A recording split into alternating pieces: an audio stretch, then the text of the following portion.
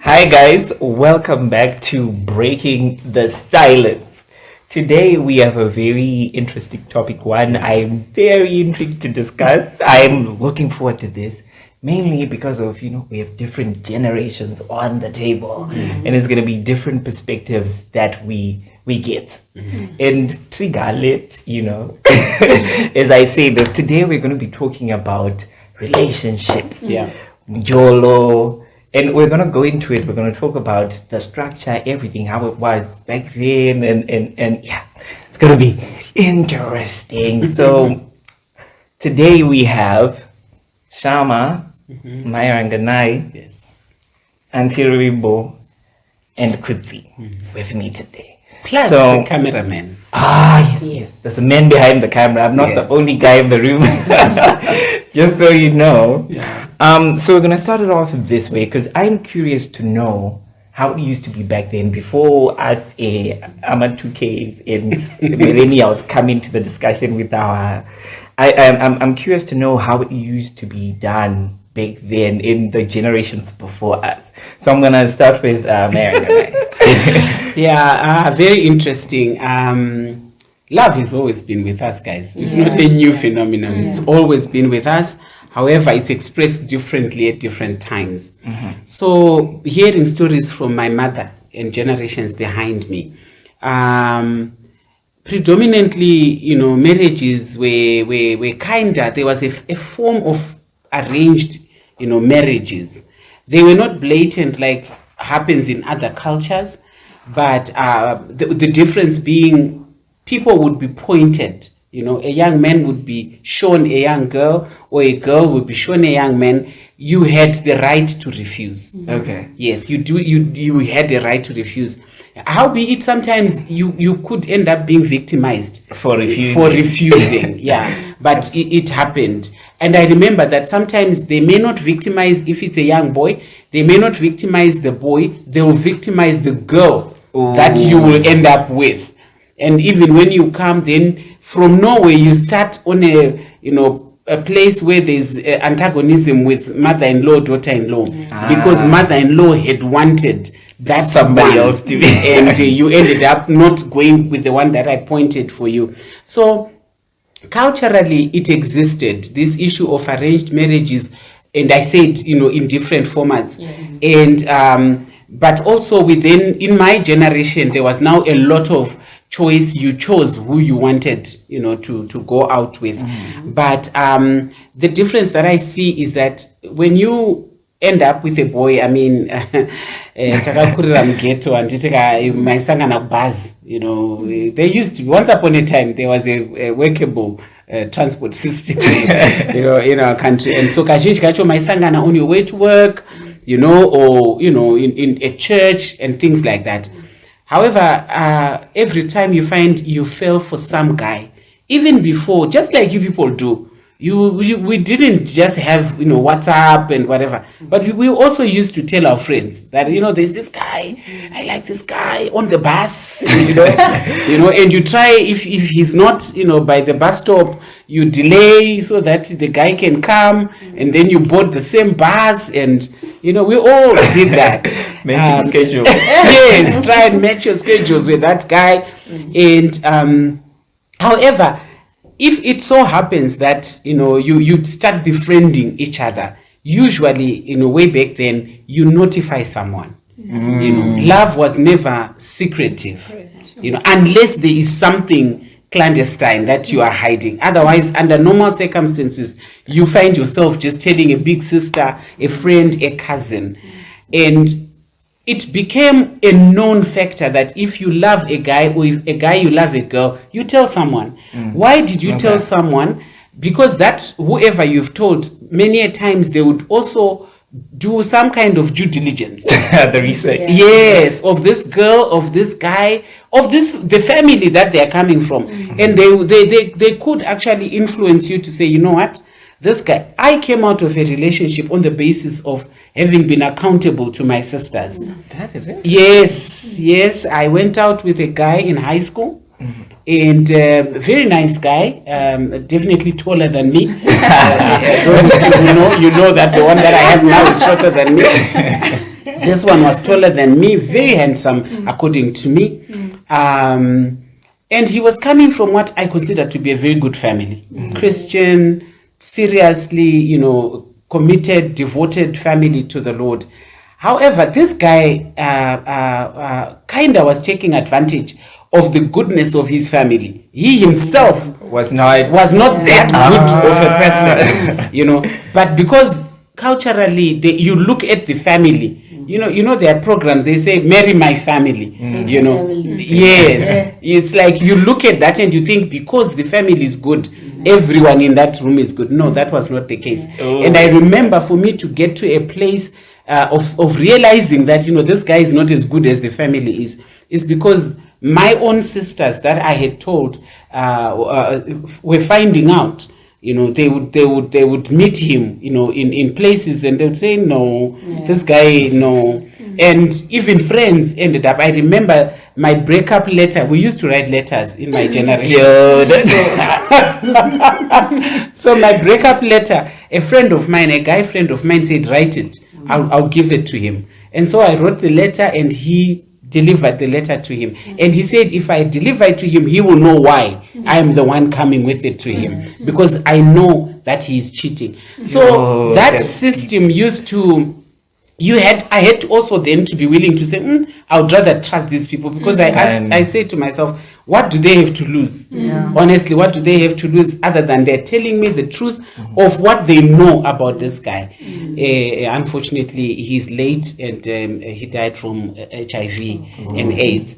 But what I'm trying to say is, way back then, a lot of the things that we are doing as individuals, there was not so much individualism as it exists today. A lot of the things that happened were, community oriented, community based, and this had its own safety nets. There were disadvantages where you landed with an ugly boy because that's the boy, or an ugly girl because that's the girl who was pointed to. We used to have this musician, ainzani kuwaibva kumasvingo aiimba stereki chipuka ndipe mwenje, ainzani kuyu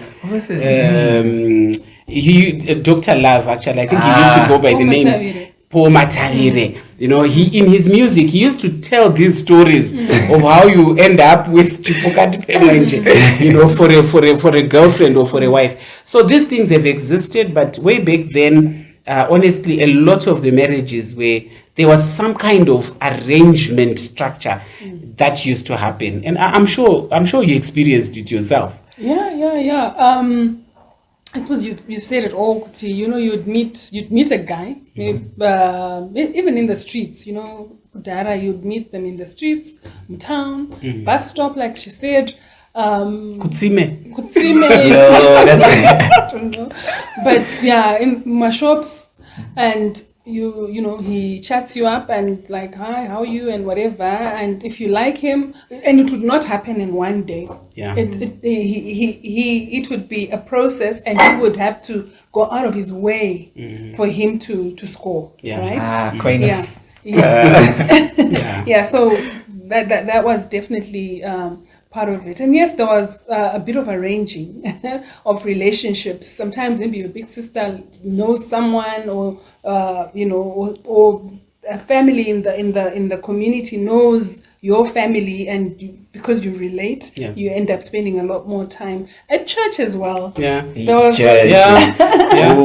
a lot of organizing of relationships. I remember when I was a youth, I was at this church, a Pentecostal church, and at one point, I think the elders in that church felt I wasn't towing the line of going out with the brother. So I ended up, we went for a youth camp, and whilst we were there, I was introduced to a guy, and I was told, this is your future husband. Oh my and goodness. Straight from straight shooting. No, meet so this is your future. This is it. And I was asked, are you okay with that? And what could I say to a youth pastor? I was like, yeah. But as soon as I got home, I was like, I ain't doing that. And I had my own dude, and we continued going to that church. and eventually got married to my husband. But it was a very awkward, time for me. You're seeing this guy who's supposed to be your future husband. He hasn't even told you he that hasn't I even love spoken you. 2 words to me, and it's just very, awkward. But luckily, I was in a relationship with a person that I really got along with, and it was, for us, it was maybe a source of jokes, whatever. We laugh about it, yeah. But for the poor guy, it must have been quite traumatic for him. He's been given a girl. The whole youth group knows he's got a girl. But this girl is coming with somebody else. And so that's so you'd get relationships arranged at church, and by people around you. My blind dates. Did you do blind dates? Not so much. Not so much, Not right? so much. Yeah. There was a way of doing it, but in a different format. Yeah. Like you get invited, and then somebody would have already arrived earlier than you. And on arrival, you realize there's a guy. There's a guy there. And then so then I don't think it worked out where the two of you would find yourselves alone. It usually would happen such that you are coming thinking you're meeting with so and so and so and so. However, there's a third person there that has been invited for you. Yeah. And then, obviously, there was no exchange of phone numbers because a lot of us, we didn't even have which would be picked by your father. Yeah. We didn't even have a phone number in the house. Okay. Never mind, So you would have to start knowing each other for you to determine whether you want to be compatible with that person or not. But I must say that the one thing that I would say would be that even when there was input from outsiders, it was always to ensure that this relationship is wholesome. Yes. That this relationship is pure to a certain extent, It was always with that in mind. And so if there was input, they were trying to bring in the best person for you. Good intentions. Good intentions, yes. I see. Yes. Yeah. But this church thing is interesting because someone has influence over you as a pastor or a youth. And whenever they say something, a lot of the times it's difficult for someone to outrightly just come out and say no, because you're not trying to be painted in that light of being rebellious, or you're not trying to disappoint someone you look up to. Yeah, me, I have personal experience with these ones. Like the church one, someone will come to you and say, what's going on between you guys? You guys look like, and I'm just there like, no, it happened recently, and I was just like, and you see, here's the thing, they put you in an awkward position because you don't know what to say. See, if you say no, you have to consider the feelings of also the girl that's involved. It's why are you making it awkward? I personally, arranged things for me don't work. People have tried, but I think long back people had technique. Yes, it wasn't done clandestine. It was well thought out. It was put across to you in a way that is even you would appreciate. That's I guess that's the big thing, the lack of tact in how you do it. Because if you make it awkward, you actually kill the chances of anything happening. I think a lot of if you can do that, for me personally, make sure I don't know. If I know, it's over. What if it happens that way and the girl is exactly your type? It's exactly. See, that's what I'm saying. It makes it even difficult, even if she's your type. Will you still say no out of defiance? And you liked her before. It's about, see, here's the thing. It's about the awkwardness. Even if you like her, now it's okay. Here's the thing. It introduces an unnecessary pressure at the beginning of a somewhat, because either way, the thoughts of these people may be well-intentioned, but I don't know you. We have to start off as friends and see if they are right. But that's a mentality that you have in present day. Exactly. Okay. Yeah, because back in our day, if an elder came to me, and although I did not toe the line, but if an elder came to you and told you that this guy is good for you, in my case, maybe if I had not been going out with my best friend at that time, I would have considered this guy because it's coming from a pastor and he knows his character, and maybe even if let's say it was coming from my aunt, I would trust her to know better. Yes. But I think that's the difference now, because you guys are more exposed. you've seen other ways of how relationships actually come about. But the issue of tact, I think, is important, Yes. even for this generation. I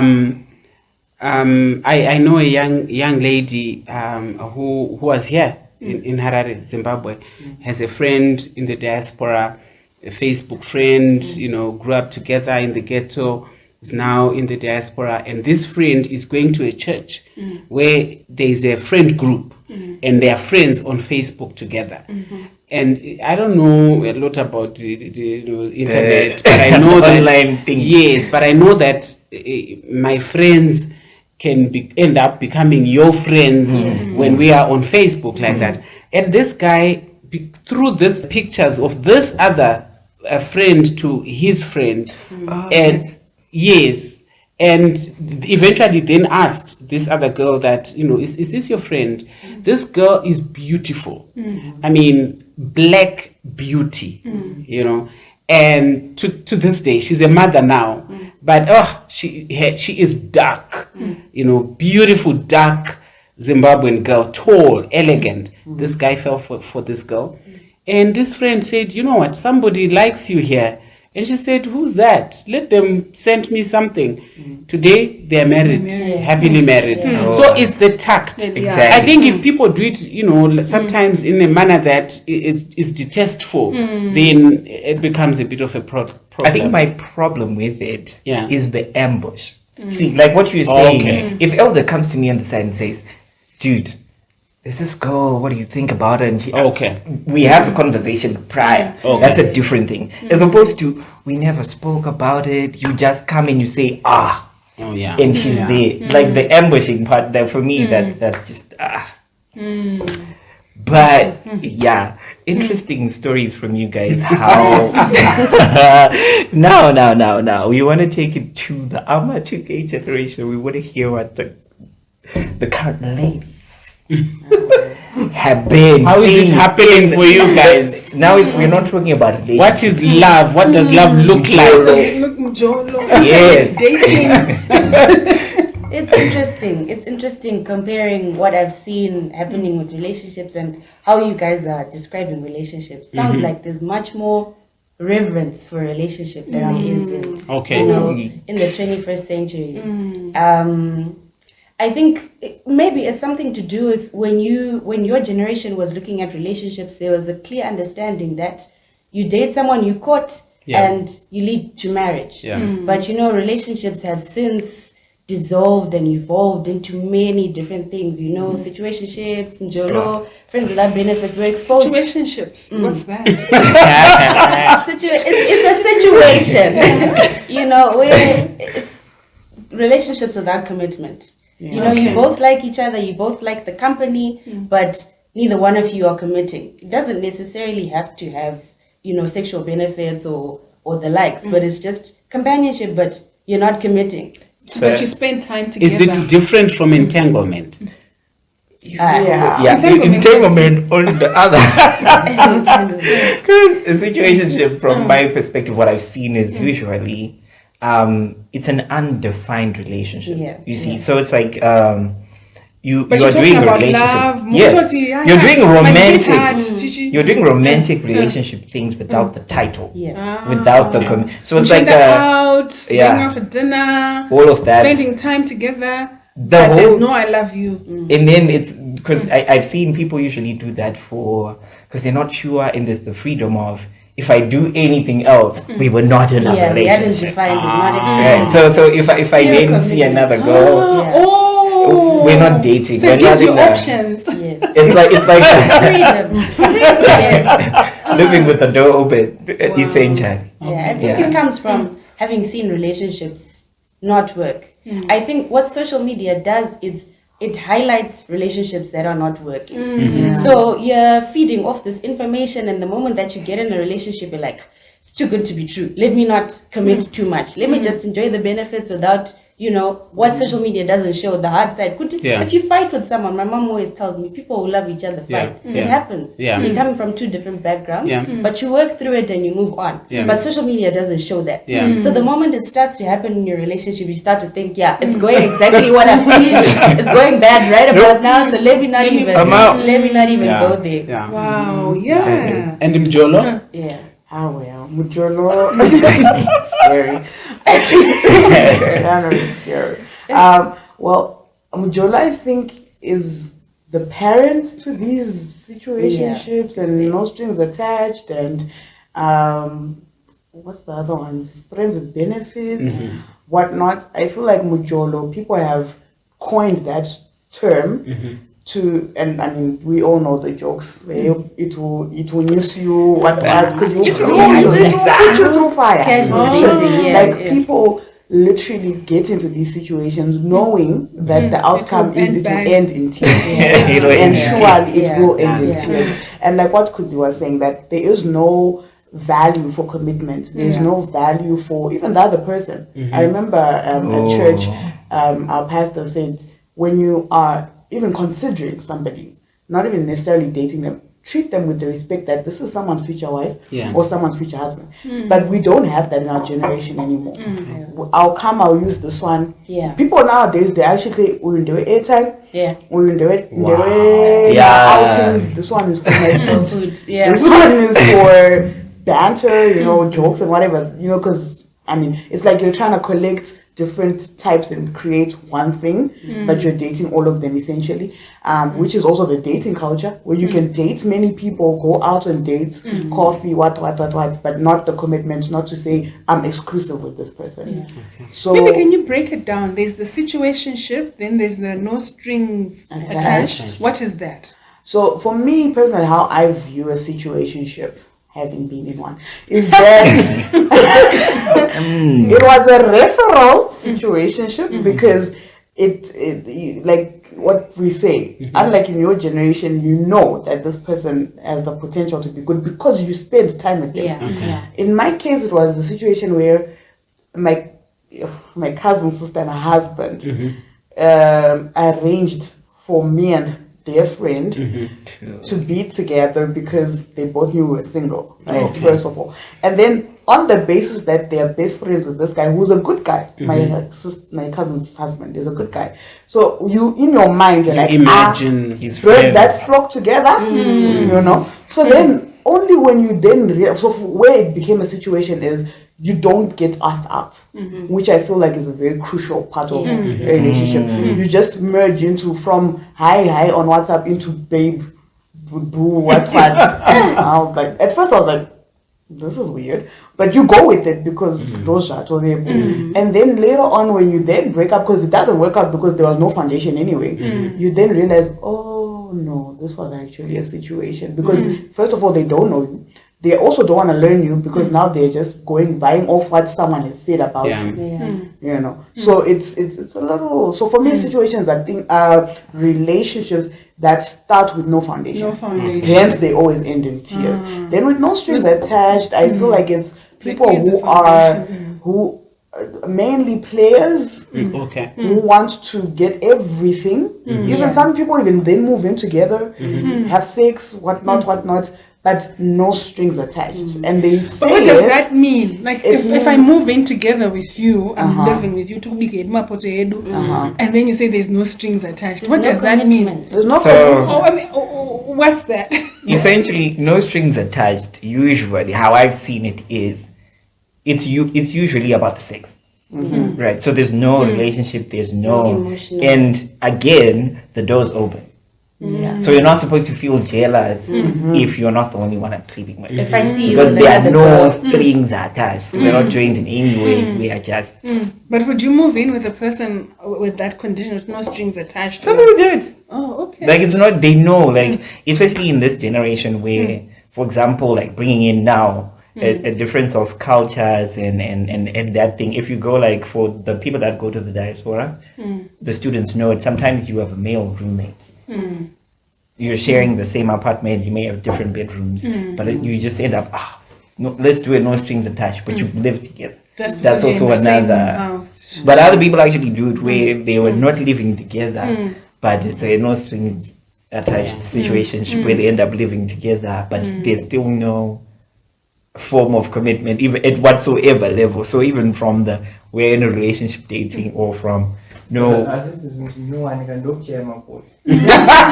actually that's not. But But I- which is like legally a girlfriend can claim for upkeep from Munagamram. Yo, Zimbabwe is not the best place for people to Boyfriend, and Dina sugar mommy wangu. And I was like financially dependent on her, let's say for like food and school fees and stuff when Ram. I want to claim my upkeep. Yeah, if you've lived together for 6 months, yeah, Whoa. Yeah. you're recognized as Baba Namai.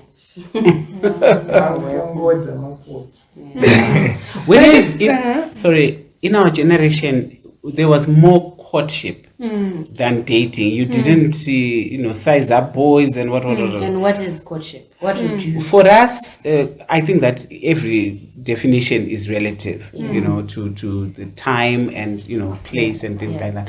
Courtship for us, you like we said, you meet a guy, you chat out, you like the guy, and you start a relationship. At the beginning, you would then tell a sister, a cousin, lighter people around you, a friend, and you're seeing him. And then you become serious where, the guy tells you that I love you, you say I love you too.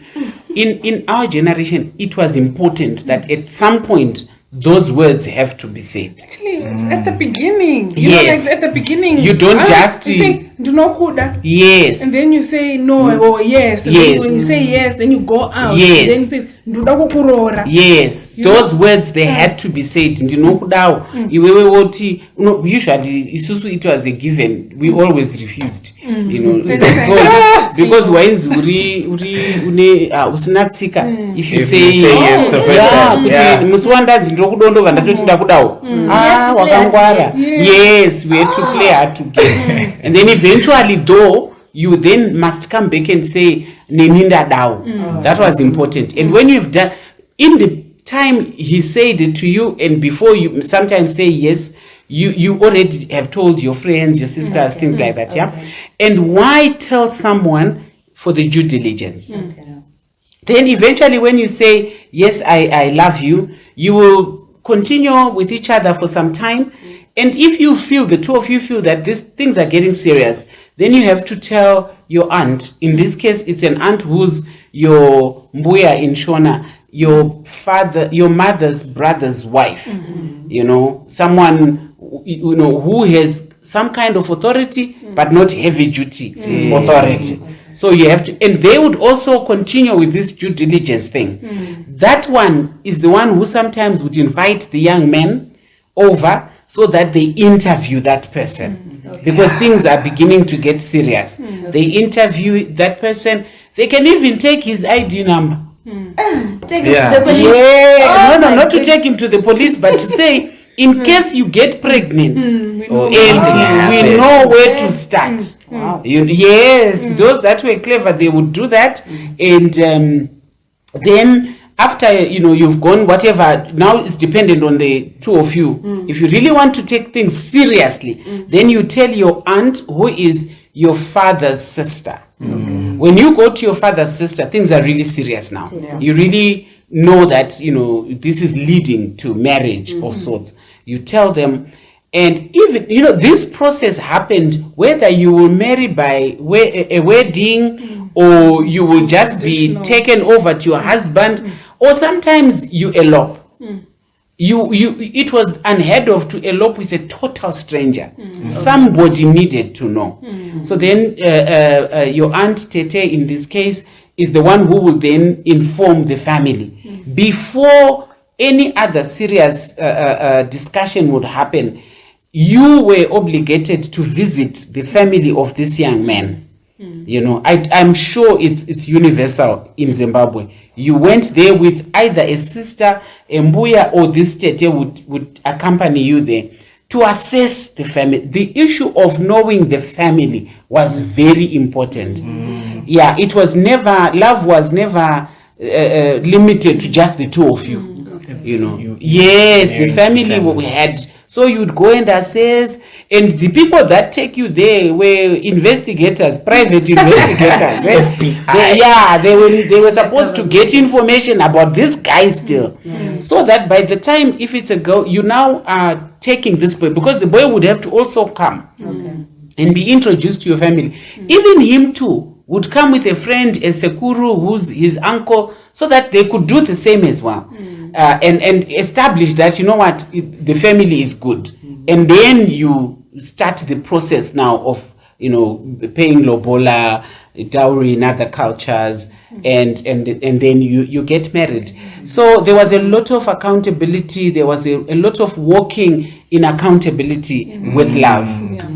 Okay. So I just want, after her having narrated that, you talked about situationships, and then what was the second one? No strings. No strings attached. What other kind of relationship is there? Me, what I hear of their generation, open relationship. What's an open relationship? So these ones, I'll take the honest. These ones are usually, in a sense, it's like a no strings attached, but with a different name. So it's known. So open relationships now, it's not like it's a secret. I'm saying, I'm actually dating you. We are in a relationship, but there's also Mary and Jane. And they're also in a relationship with me, and everyone knows. And they're also in relationships with other people. Is it actually happening in Zimbabwe? Or is it, this is what we're seeing on social media?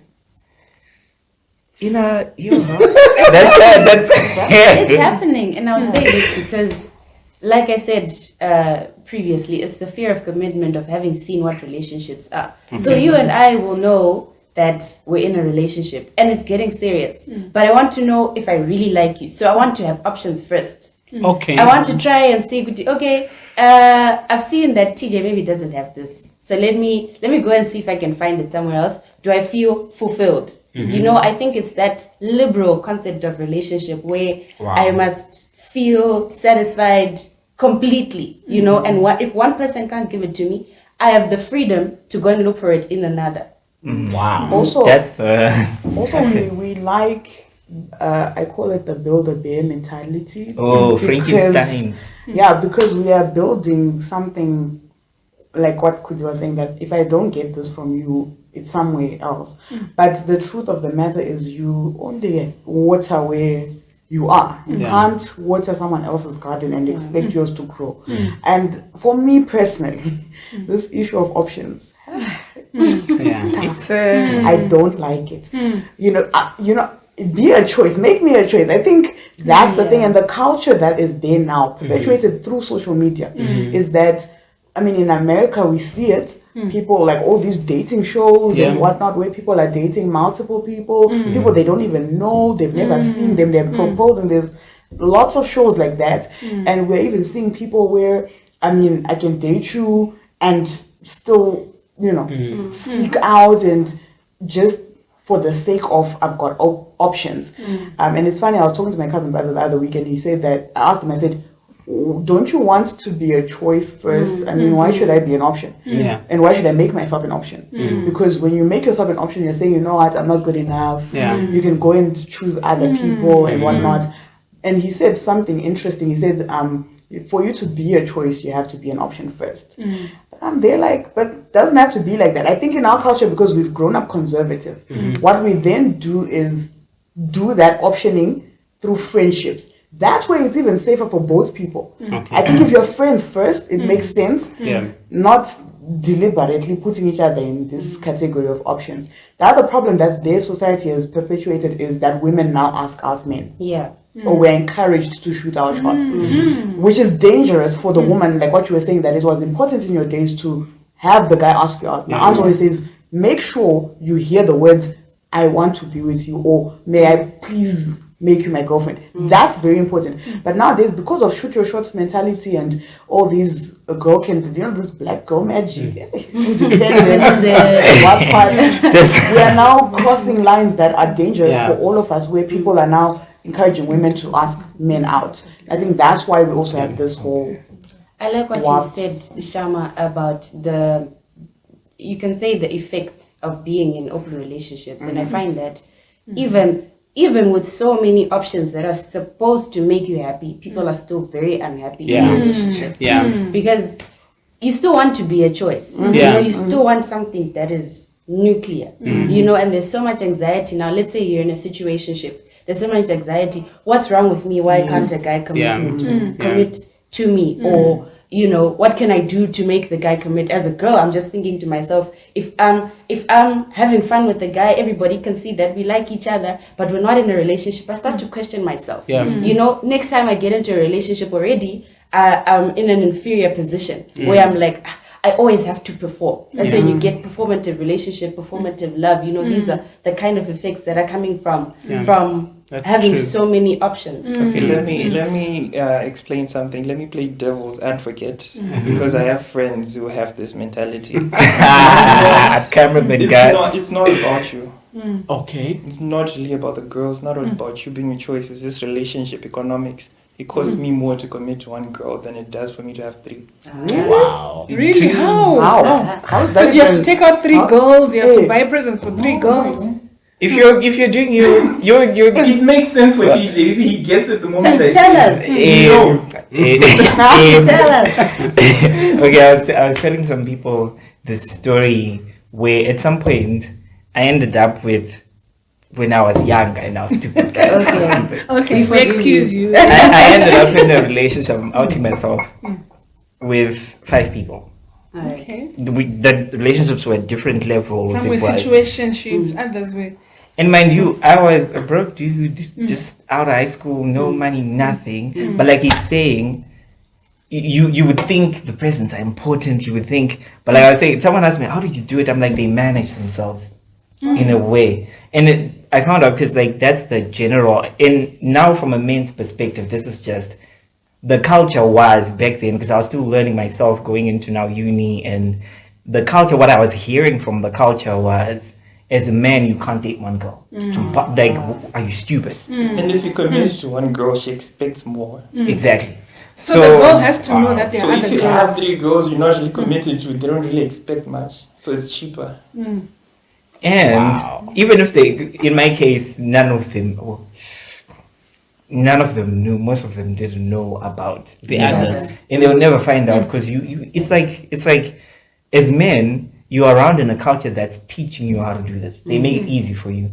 And another interesting thing that I discovered about that with dating is, it's so much easier to get a girl when you have another one. The more you have, the easier you can get girls. The same girl that didn't want you when you didn't have a girl will want you when you have another one. Wow. Like, I kid you not, I don't know what happens.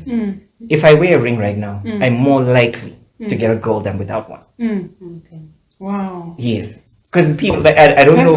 That's scary, guys. It is. So what are we saying? Are we saying do people want what they can't have? Or something that's not of to them? There's that element too. I think the culture, from what I've seen, is, because I've seen people actually admit, some women now come out and say it. Some don't know they're operating with this, but some actually come out and say, I don't want a guy who can't get girls. Like, where's his value? Because I'm not romantic. Put him Wow. And it's an experience which is why, like, sometimes as a guy, you may not actually want to be in multiple relationships, but if you're not disciplined, you will find yourself in it. To like a single guy is a married man. It's a marriage. That's the if you see that it's another, That's your biggest competition more than the next single guy. The idea, I guess, what they say is there's proof of concept. Like, he actually can. He has resources. He can manage. He can actually. But he's already taken. So whether he's got the resources or not, he's not going to marry you because he's already taken. But you can partake. You can partake. Like, that's the. You know, that's why breaking the silence is Bible based and you know, following Christian values, because I think there's a lot of trauma. I think that you are a generation that does not own up to your feeling. You're so much under pressure of everyone is doing it and I will do it also, but there are consequences. There will be consequences. Before we move to consequences, I just want to understand that what is it that makes you, what is it that inside of you that makes you okay with being second best? What has happened? Or yeah, do you want me to come in? Yeah, I think that you already have issues. Yeah. You baggage that you you're already have baggage that you are carrying from your upbringing, from your background, from your environment. You know, because you if you are a well balanced, you know, person, and by being well balanced, I'm not talking wealthy background. I'm not talking money here. I'm talking coming from a decent family, you know, loved as you were growing up, and you know, well integrated as a family. There is no reason why you must second guess your own potential. You know yourself that, you know what, I mean, I personally I have not come from a very rich, you know, background or rich upbringing, but I grew up knowing that I am enough. I am enough in myself. I'm enough. If I find a guy, you know, that's the one guy. I don't have to be too many things to too many people. I'm okay like this. So the way we raise children, the upbringing, the environment becomes very, very important to the person that you become. I think that two things that I've noticed, even with my own life, is like what you're saying, how you're raised. Because if you grow up in an environment where you have to compete for attention, love, I mean, people talk about absent fathers. There are also absent mothers. And people have mommy wounds and daddy issues. Now combine that, and maybe you've got siblings and you're competing amongst your siblings for that attention from those parents who are not willing to give it. You kind of get into a space of rejection. You feel rejected. You feel abandoned. Even all the way to being bullied at school. You know, where people, I know I grew up a big girl, right? So at school they would bully me, and even at home they'll be like, you don't even have a size. We can't, like when you're buying clothes, you're like, and stuff. So I'm like, you know, net. So you know, better is you know net. So already in my life I'm moving around energy. You know net. Then if I'm a second born, so you kind of grapple with the tension from this one and that one. You're like, why can't no one see me? So already it's no one sees me, right? Then you move up and you're growing up in life. Now you're encountering these relationships and whatnot, and because like maybe in a group of friends you are the less fairer or attractive, whatever. And people are choosing your friends, and you're like, why can't nobody choose me? So already you're moving around with all these things from a young age, and then you're like in that space of I'm not good enough. No one wants me. I'm like, even if they choose me, it's just because of maybe other things that are not what they're choosing the other girls for and whatnot. Then maybe the second thing really is the way we talk to ourselves, the way we convince ourselves. Because if you continue to tell yourself something, you become that. And it then takes a longer time to remove yourself from that, as opposed to how you got into it. So we're dealing with people who've been hurt. Hurt people, and that's just now the culture that is there. And Kudzi, what's your take on this about, you know, like why would someone put themselves in a situation of being second? Like, I think both what Mama and Shama have said, it's what's happened before you get to the situation that really matters. And if you haven't done enough introspection, or if you haven't been truthful to yourself as to why, because it's, if you really look at it, you'll be able to talk yourself out of it. What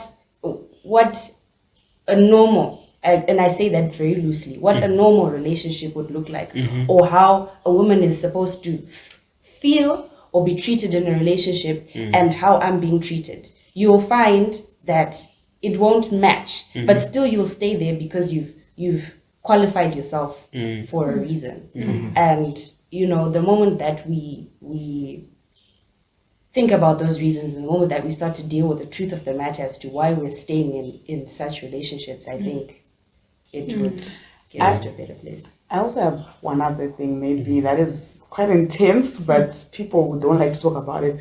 The things we've done because we try, like with girls especially, sometimes we end up, you know, having sex with these guys to try and like have them accept us and whatever.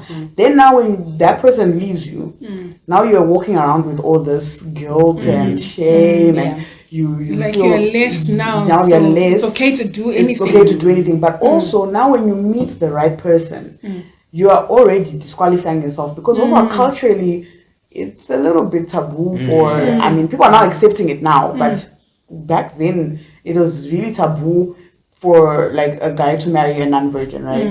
And also, even if he does marry you, we've heard stories where people, every time when you have a fight, you are being reminded like I was really a virgin. So that degrading, you know, so you disqualify yourself already. You're like, you know, and then guys, the same guys who are busy going around breaking people's virginities are the same ones who want to marry virgins. So now already you're putting people in a degraded position and they're like, so who's going to choose me? Look, but I think honestly, hearing you speak, love yourself. Love yourself enough to qualify yourself, because no one is ever going to love you more than you can love yourself. Let another's love be a bonus that God has given you. You love yourself enough. In that space, know what you want. You know, I have a problem with your generation. in that my generation, we were obligated to hear what our elders would say. We were obligated, hear the word that I'm using. And so you would have to hear and listen to what you were being told. We lost it in that what's the English word? Takashoropodza. Zvaitwa nana mai vedu izvozvo, nana baba tichiti zviite kufosekedzwa kugara. I won't do this to my children. And so we stopped insisting that you hear and listen to what we are saying. And now we've created a gap. We let you out, go into the world, and you have no clue what the world looks like. So I think once upon a time, fathers had relationships with their sons, and the son would grow up knowing what is expected of them as a man. Similarly, a girl would be told what is love, what does it look like when a young man loves you truly, what does a kind heart look like, so that you tell a girl, don't marry someone who's cruel. You know, don't, before, you know, it was taboo for a boyfriend to hit a girl, to be abusive, and then you go ahead and marry that guy. The whole community will tell you no. And yet today, I find, because we have not equipped you sometimes, and so you don't even love yourself enough. You feel you deserve it. No, you don't. You don't deserve it. Every person deserves to be loved genuinely, to be respected, you know, to be seen for who they are and not for what they can do and what they can be. And I always feel like we might have dropped a ball somewhere in that all these practices we stopped in the name of modernity. That's what I think. I could be wrong. And to add on to what you're saying, I think another factor that plays into the change is like the globalization. Like children now, back in the day, like in your day, you didn't have iPads to watch all day. What do you mean? You weren't on Netflix all day watching. We didn't have a television. So you had to rely on your immediate sources of information, which was your immediate family. So if you didn't know something, you then go and ask. If you can't ask your parents, you go to Tete or your cousins or your older, and then you were having that. For us, you don't even have to ask anyone. Yeah. It's there on Yeah, social yeah. media. It's there, and you know, like I've seen it. Like people say, phone. Like from a tender age, Yeah. they're watching things and they're seeing, and they're learning bits from different cultures. So in as much as, because I've seen in cases where parents actually try, you see someone who maybe come from a good home, their parents have good values, but because of the stuff that they're consuming and the environment, they're like, parents are like too antiquated. We can't take their values and their views because they're old, and they take what they are finding now on is what's being cool. Because there's a thing that I noticed also that plays into some of what you were saying, the validation issue.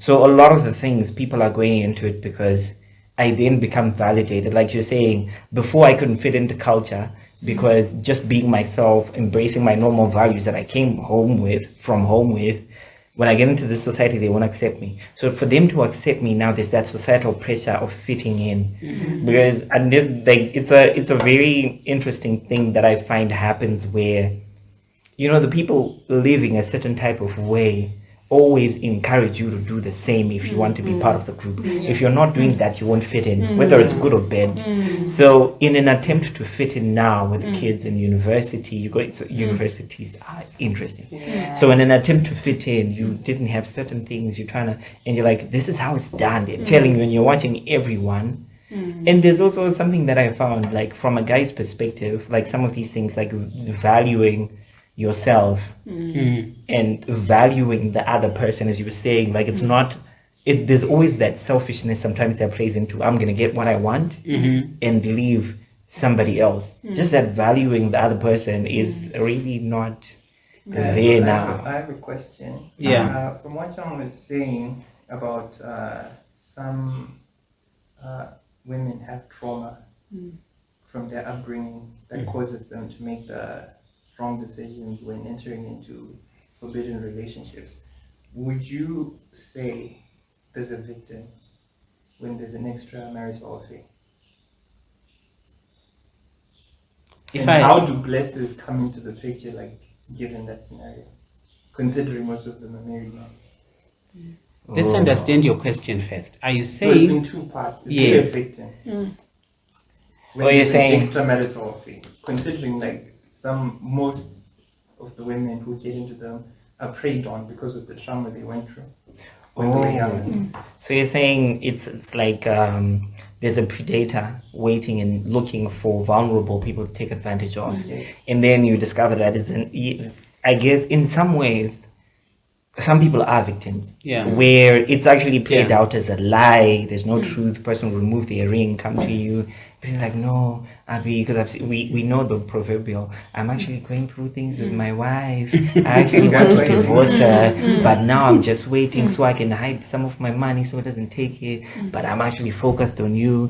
They buy you stuff. They take into it. So there's that whole deception aspect of it. And then there's also the other side where people go into knowing what they're getting into. They're not. Some of them are not victims. They are the instigators, and the But husbands they had are trauma the though. victims. they have trauma? I was going to say No. the issue of trauma is reality Yes, it is. from upbringing. Sometimes, you know. You know what I wanted to say was, you know, when you watch the animal movies, documentaries, you see when lions are hunting, they always are able to identify or spot a weak. The weak. weaker one. Yeah. Yes. You know, that is. so this is a girl that's coming in. They're broken. Stuff has happened to Yes. them. They are a victim in that Yeah. instance. Yes, in Because that instance, they are a victim, yes, yes. Those people are able to identify. This person is coming maybe from a place of poverty, you know, and if I give them this, I They are can going bring them. to. Or they have a father figure crisis, right? So if I can fill that gap. So definitely. And That's it's simple things sometimes. Thank you so much for what you've just said. But simple things like a girl, like what Chama said, that she grew up a big girl. I grew up a big girl also.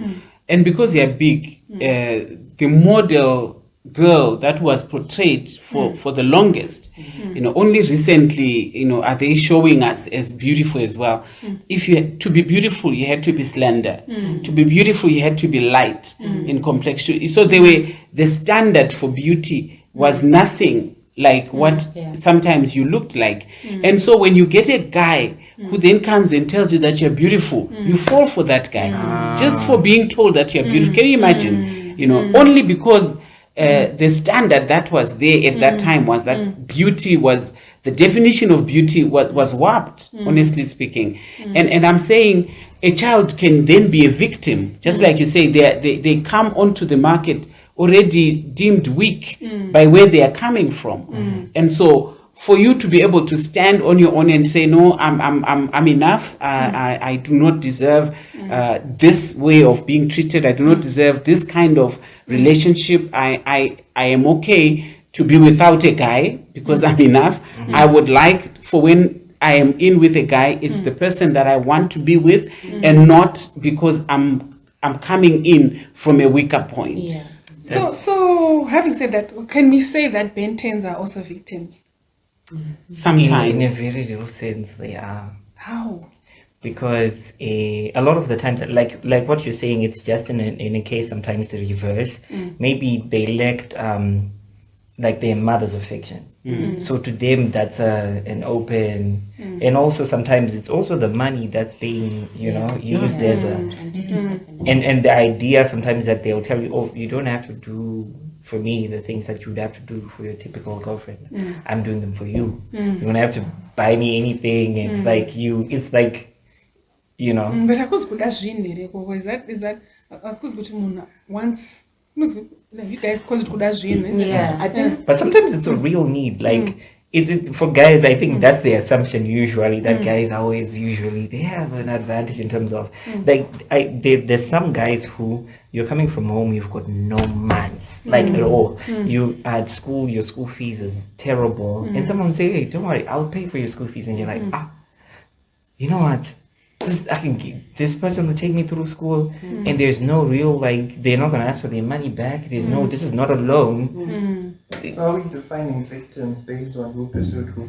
No, January, we can't do that. Victims usually are because of where I'm coming from. The circumstances that brought me here are what defines whether I'm a victim or not. Okay. However, like he is saying, for a young man, the how they have come here is because of need. There's no money, there's no love even sometimes. She talked of absentee mothers today. The mother, it used to be traditionally absentee fathers, but now absentee mothers. And so when you land yourself with an older woman, it's sometimes not because it's what you want, but it's what you think is better working for you at that time. Yes. So it's not really, this relationship, it may not be driven by love, but the circumstances force you to be in this relationship. And it may sometimes not even be about money. The same situation can apply where a guy is overlooked by girls his age. That's usually a reality because they are looking for the older guys that have more provision. So it's like, I don't have any options. So to him, hearing that someone is actually attracted to me, though they're older, may actually be like, let me just get what I can. Booster. Yeah. Ego Exactly. booster. Yeah. Exactly. But could we also say maybe the blessers and the, I should call them cougars, Sugar daddies. are victims as well? The sugar daddies are victims. Victims of what now? Of no money in their pockets. No. But there's a very real reality that I noticed. Yeah. And I think the other men in the room will agree with me on this. There are times where if you have resources, society has with some women that are not shy. They'll tell you, I don't even care if you're married or not. And it's like, I always say this to a lot of the times, like this is a male thing. The man is usually used to being the hunter, or you approach the girl, you actually initiate most of these relationships, right? TJ, you're supposed to be the hunter. Yes, that's usually say. That's supposed to be the hunter. Okay. You're supposed to be the hunter, yes, right? So that's what you're used to. So in that scenario, women are used to, they develop their gauges to say, okay, if this comes my way, I can say no. The attacks are very, like, women are easy because they're used to saying no to the wrong thing. As a man, you've never don't been have approached before. And sometimes Sometimes that's what I'm saying. So as a man, you have resources. You become a target, essentially. So sometimes it's like you have to have your defenses up Do straight. you remember the Tiger Woods case? What happened? Oh, Well, he had multiple affairs with these supermodels and stuff, but then the argument for Tiger Woods was this: let's not judge him prematurely because you don't know what it's like being a rich black man with millions of dollars and having white women chasing after you. Until you're in those shoes, Yeah, then you can it's judge a- him. So is that being a victim? You're like more so like it's a like for Tiger, and especially if you're like in a position It's of like a wealthy influence. country that got invaded. You're a victim because you have resources. Exactly. So someone is actually Very doing preying what on needs you. to be Yeah. done to make sure they get you. Yeah. They press. They know exactly. But you've got power. Yes, you might not have this the resources within you because you have not grown up fending, against my advances of women. But the fact that you're a male, two, you're financially stable or more stable than this one. You've got power over that woman. I actually think it's an unhealthy relationship with money here, Yeah. guys, because they can afford. The thing is, they can afford to manage all these affairs, as in monetarily But manage. money is not an This- issue. Yeah. So it's destructive in that it's not even love happening here, guys. It's from- not even love. I don't know what to call it, but the basis of it is money. So therefore, we can't call it even they are victims. No, I think They are okay. They're victims. Let me say it plainly, so it becomes like more apparent, right? So there's some people who they actually have good values. They've been raised, they've had their wife, and they actually, but they don't know how to fend off sexual advances from women because the body is the body and it will react in a That's way. an excuse. No, I'm not It's like saying. saying No. it's No, a no. man, the body is the body, so he raped this woman. No. because I'm not saying it as an excuse, but I'm saying they're victim. Like your classification of a victim is there was no preparation, like how you were raised, Yeah. right? Because you have to be given the tools.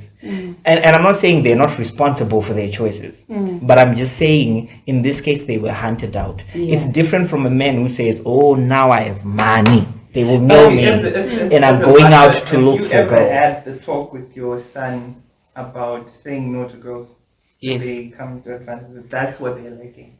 Yes. That's a Yes, and yes, I would like to add on to say, I was thinking as he was talking that it's an unhealthy relationship with success. It's an unhealthy relationship with money. Your literacy. Yes.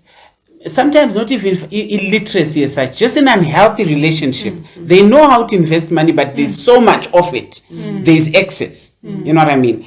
Because I'm thinking, as I'm hearing him speak, I'm thinking here that other cultures, those that are of a fairer skin, they rally around, once someone begins to be successful, they rally around that person, not necessarily to eat off of them, but to guide them with the territory that they have entered into.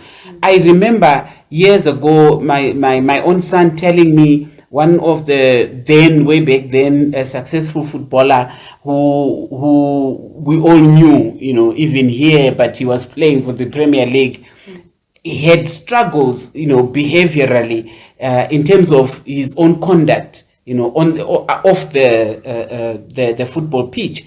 And I remember my son, as a young man, because he supported that team, telling me, having read on internet how many men had arisen to guide this young man, and even structurally in terms of the system. Because of that, he was telling us that, as a football player, I don't know how far true is this, but there's a certain portion of your money that's invested for you and things like that, because they know that with too much of this money, people misbehave. So what I'm saying is, it's not coming from the same place as a victim. I don't think we could say that as a victim. There is something that we must define it as, but I don't think it's a victim. I think we can Google what victim is. Yeah. Maybe these are accomplices. Because also you are asking for, like, because It's if you do not, I feel like with people, what we don't realize and don't accept as truth is you have the power to say no. that's Okay. that's a So even if she comes to you, she has sought you out, you still have the power to say But you no. always see that in retrospect. Exactly. When you're in the situation. If we're You defining think you have no option. Yeah, if you're defining victim as a predator preying on something, a weak point, Yes. then all of this is happening at once. Yeah. Take the case of Tiger Woods. All of this is happening at the same time. Money is coming, you're battling Yeah, all of these winning. things, and someone comes and propositions something for you in that moment, it's not like you have A choice? and you haven't been given the You- vices to deal with it. Yeah. you're new to You've money. been preyed on. Yeah. You don't know. So the definition there, a person who has come to feel helpless and passive in the face of misfortune or ill treatment, or a person who is tricked or duped. Yeah. tricked on it. That's what I'm saying. Some men are actually tricked into, because and it's bigger, because we've seen sometimes there's plots where it could actually be someone who actually has girls, like those, like, for lack of a better word, pimps, will say so and so has money, so you have to go and get in and do. So it's like a plan. It's not like Yeah. So that's why I was saying, if Yeah. as a man you don't have your defenses up, there are people coming for you. It's not like it's not happening by accident. The girl is not. So you're being tricked in a way. Okay, so what shall we say about people protecting their mental health when they're in situations of relationships, blessers? What shall we say? I think I just want to emphasize that we're not justifying. Yes, it's not a justification. We're not justifying it. We're just trying to get through the process of How giving it you the right happens. tools to foresee. Let's say you're somebody who's coming up into a successful period in your life. Yeah. Think about these things and how to protect yourself. Yes. Let's say you're in a relationship. True. Let's say you're a girl who's gone through certain things in her life that has weakened her radar with regards to relationships and daddy issues and the likes. Think through those processes such that when you get into a relationship, you won't be abused. True. Similarly with guys, this whole process Yeah. is to give each other vices Yes. to deal with. Yeah. Yeah. Yeah. And That's very important, Quincy. Yeah. That's very important because life happens. Life does happen. Yeah. And sometimes you land an opportunity that throws you into a space that you never even yourself Imagine thought you being could ever in. be in. Yeah. And it is so true. I know that travel agents are very good at tricking men. You think you are going on your trip alone, you find you've been given a travel assistant. I heard once upon that banks would do the same. These things they are set for you. But to know that as you live as a young person, as an old person, pits will be dug for you. Even Yes. scripture says in Psalms that they've dug pits for me.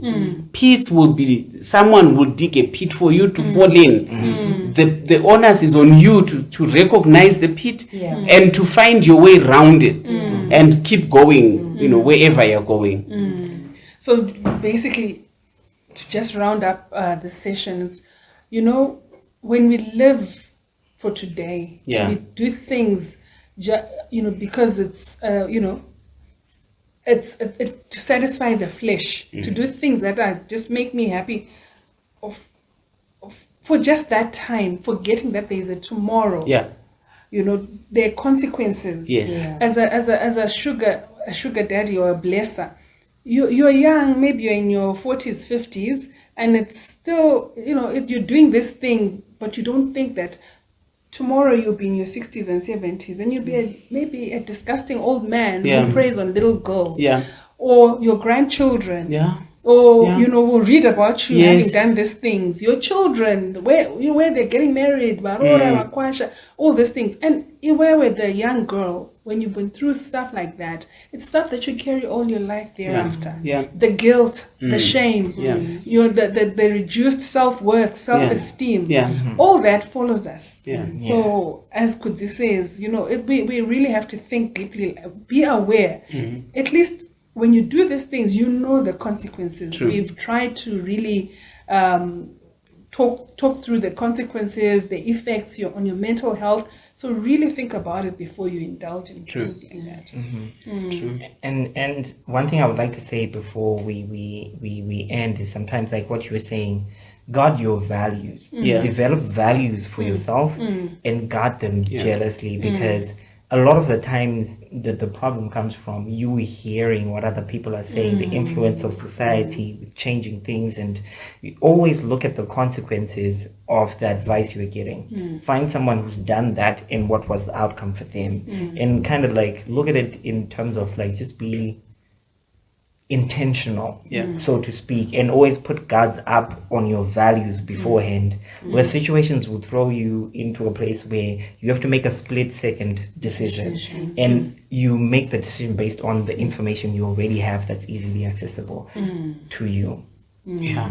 Okay. And Dearly beloved, hey, what a lovely discussion. Comment. Let's continue the debate.